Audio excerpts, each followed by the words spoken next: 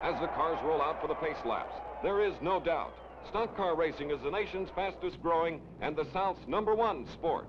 59,000 fans are at the 1963 World 600.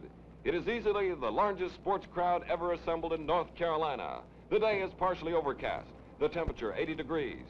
Perfect for fan comfort and perfect for speed. The packed grandstand teems with tension, and it's as divided as there are different makes of automobiles in the field. Chevrolet fans keep their fingers crossed for Wildman Junior Johnson in the white #3. Will he go, then blow? That's been the pattern in previous races for the man who's starting in position #1. The Plymouth herd watches the blue #43 of Richard Petty. He's starting in 18th place.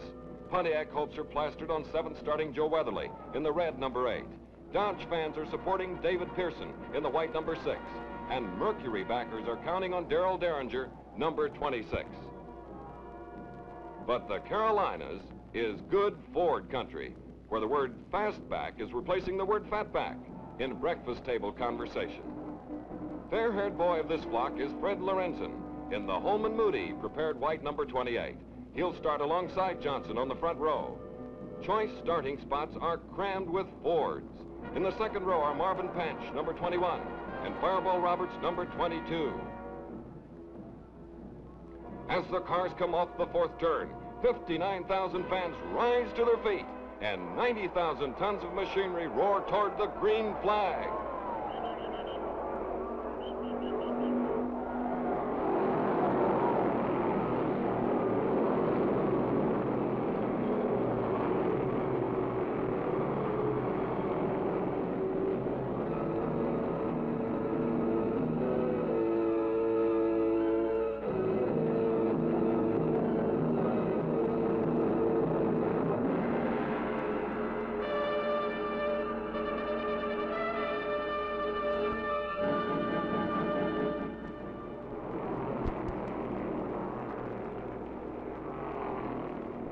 It's Johnson, barreling into the backstretch at better than 140 miles per hour, with a flood of Fords on his tail. Panch, Lorenzen, and Roberts. Then come Weatherly, Banjo Matthews, #13 in a Chevy, and Stacy.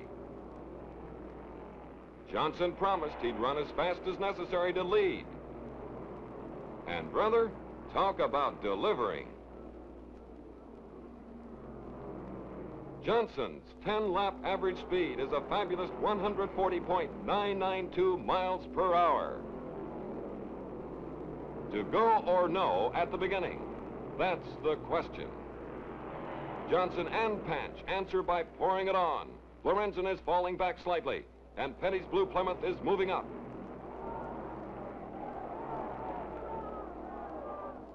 Johnson has shaken every pursuer but Panch, and riding in third place is Weatherly, closely trailed by Roberts. The early strategy has been established.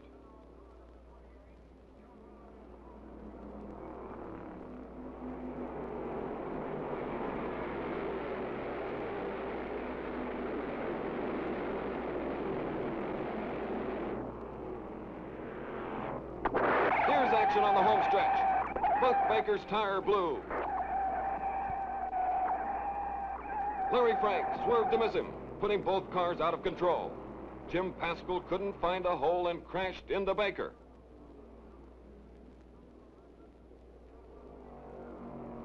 Baker apparently is combing his worries away. The veteran, who has known success, also knows how it is to be on the other side of the pasture. Baker's, Pascal's cars are eliminated. Frank's car is crippled. He may continue in the race, but he'll be a forgotten man. 59,000 fans wonder who's next to go.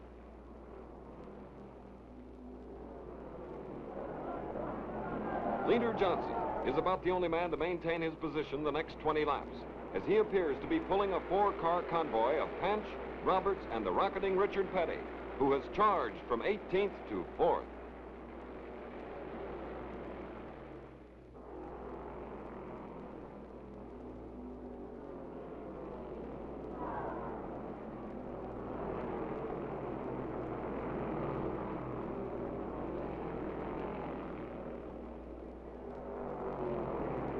Leroy Yarbrough cuts onto the grass to avoid contact.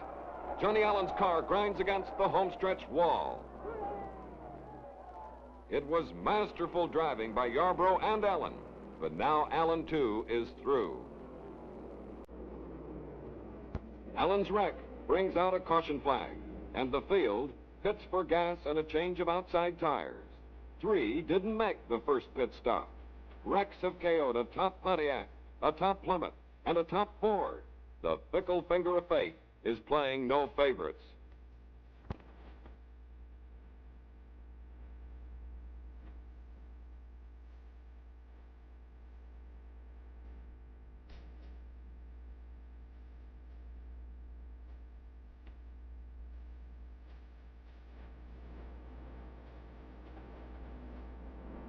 But what's this? Roberts, in his purple number 22, didn't come in. It gives him the lead. But what's his strategy? Apparently he intends to go as far as he can without refueling. Another 15 laps or so, hoping this extra distance will mean he'll need one less pit stop for the entire 600 miles.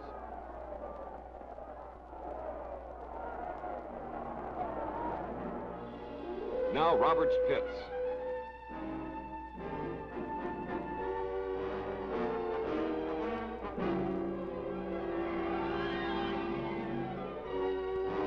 And it appears his strategy failed. A stripped lug bolt during a tire change keeps him stopped too long. It puts him 2 laps back of leader Johnson and the other front runners.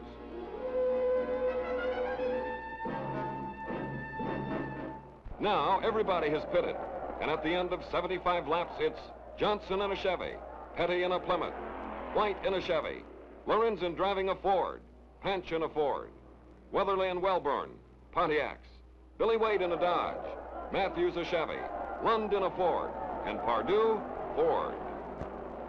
But it's a day of quick changing emotions. Petty, who moved to second place in 100 miles, is now a spectator. His car is dead. It's the blackest day in the 15-year racing history of the Petty team, which entered 3 cars in the $117,000 race. Jim Pascal was an early wreck casualty.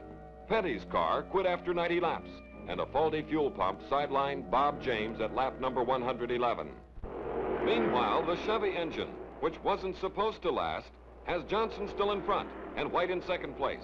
Then come 2 Fords, Lorenzen and Panch. Johnson, White, Lorenzen and Panch. Chevrolet, Chevrolet, Ford and Ford. The 4 cars are moving away from the field. Second pit stop time is near. But first, a funny thing happens to Johnson. For the only time when his car had a full head of steam, he's passed. White blasted by on lap number 101, but crew chief Lewis Clements saw no humor in the situation, signaling White to use his head. So Johnson quickly reclaims the lead the next lap. Lorenzen also shot by White, now making it Johnson, Lorenzen, White, and Panch. And the 4 cars are sizzling with speed. 2 time-consuming caution flags, 2 pit stops, and Johnson's 200-mile average speed is 126.210 miles per hour.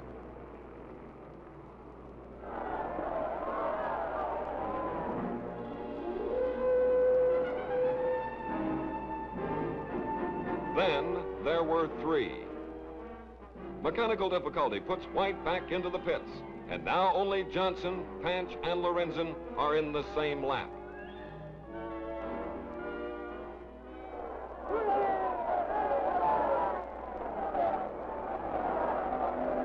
Johnson still can't afford to loaf. The plucky Panch is on his bumper, and Lorenzen is 21 seconds back. Twice Panch has led the race, but each time his pit crew put him there. Now, he seems determined to grab the lead himself.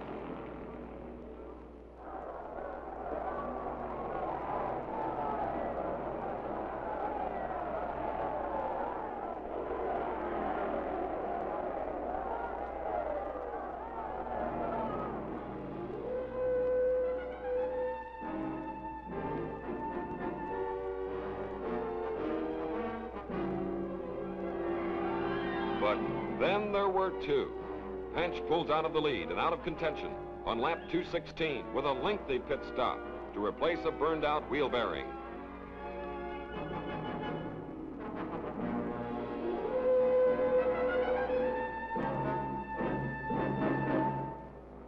Johnson was left with more than a half-lap lead on Lorenzen. Third place White is more than 2 miles back. As they near pit stop number 4, Lorenzen appears content to tag along 20 seconds behind. Now Johnson comes in, followed by Lorenzen.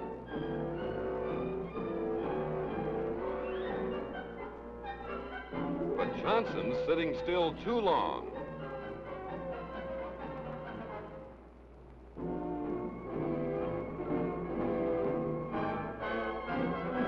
Excessive oil smokes from Lorenzen's engine, but he is back on the track. At last, Johnson is out, but he trails Lorenzen by 11 seconds, considerably less than it would have been if Lorenzen, too, hadn't made a longer than usual stop. Now, it's Johnson with the job of catching up. If Lorenzen can stay in front, the first prize payoff will boost his 1963 earnings to $70,000, unheard of on the stock car circuit for a season.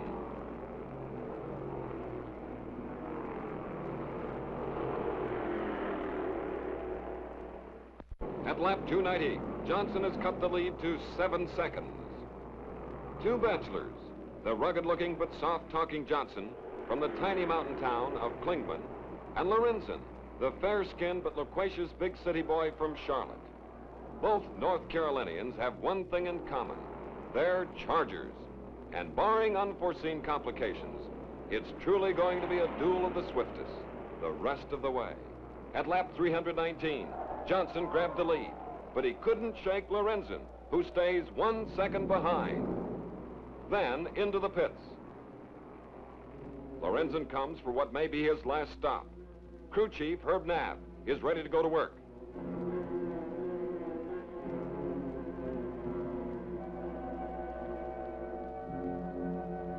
Now, it's Leader Johnson's turn, probably his last stop.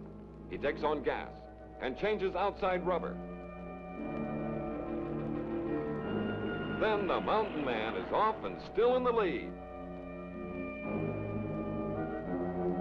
Lorenzen, he lingered too long and lost valuable time, but now he's back out.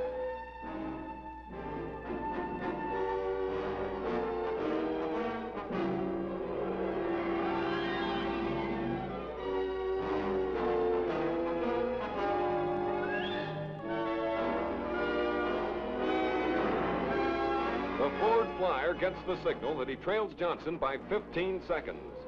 It's a huge deficit, especially when the man you're trying to catch is Johnson, considered by many the hardest Charger stock car racing has ever known. That's Lorenzen's lap teammate Roberts, right back of the chicken farmer. And that's Ray Fox, Johnson's boss, rocking with tension in the pits. But the gap is closing, and now there are 10 seconds between the two cars.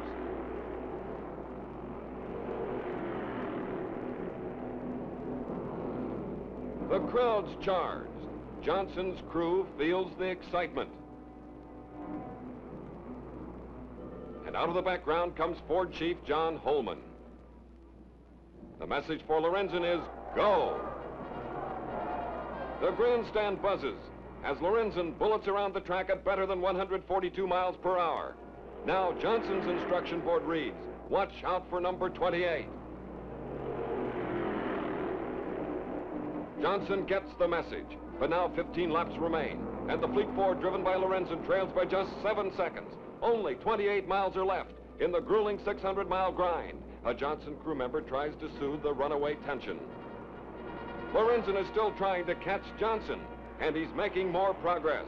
The clock shows he's 5 seconds back with 10 laps to go. Will there be time? Herb Knapp chews the question over.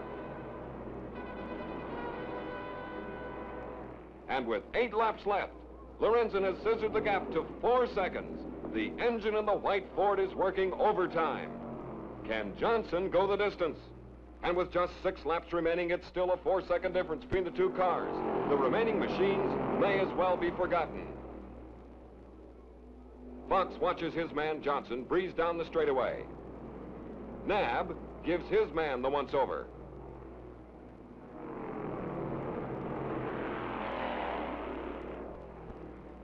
Now, all the crewmen and drivers can do is wait and hope.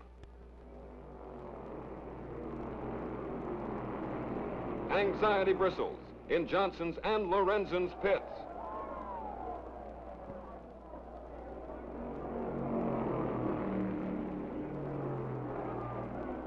Just 6 miles are left in this longest of stock car races, and the margin between the two cars is a tiny 3 seconds. Can Lorenzen overtake Johnson? The crowd jumps up. There's smoke trailing Johnson's car. He's blowing a tire. And there were only 4 miles to go. The Ford fans are cheering because their man Lorenzen appears to be home free. Johnson charges down pit road.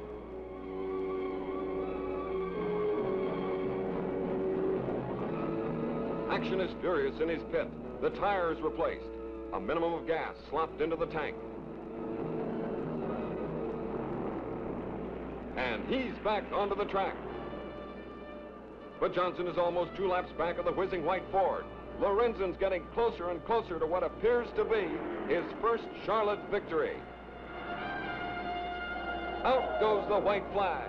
Just 1 lap to go. But what's this? Lorenzen's coasting. Cars stream by him. He's out of gas, trying to coast the final mile. Cars continue to whistle past him. He's creeping down the home stretch. Lorenzen wins, and now he cuts across the infield apron to the golden ring. Tranquilizers, anyone? Lorenzen, his car, and the golden ring soon are swamped with jubilant Ford fans. What a finish, huh, Freddie? It's unbelievable. I run over something at 200 miles. I was going to come in and park the car. I thought I blew an engine. I put it back in gear, and it went. 3 laps to go, I started running out of gas, and the last 2 laps, I was almost out. In the last lap, when I got the white flag, the engine killed, and I coasted all the way around. Now Lorenzen's out of his car, face smeared with grease and grime, and onto the hood where he's met by a big trophy and a famous little man. It's just another chapter in a success story titled Fred Lorenzen, $28,000 richer today and winner of $70,000 the first 5 months of 1963. And today, he nabbed the big one, Charlotte Motor Speedway's World 600, the longest and most lucrative of all stock car races. Sound, speed, spectacle, sensation, stars. The 4th annual World 600 had it all.